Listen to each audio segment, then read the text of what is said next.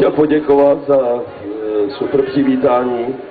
Pochopitelně to, že se nám podařilo obhájit titul, i když je to po tak dlouhé době, tak si myslím, že velký dík patří především vám a to, jakým způsobem nás dokážete povzbudit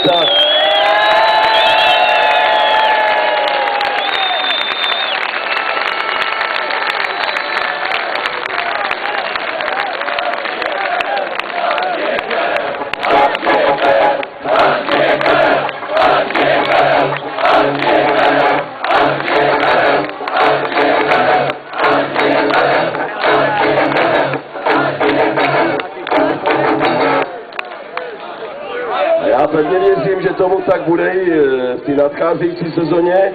Zase na druhou stranu my vám můžeme slíbit to, že uděláme maximum pro to, aby se nám to podařilo obhájit na potřetí. A hlavně uděláme maximum pro to, aby se nám podařilo probojovat do Ligy mistrů.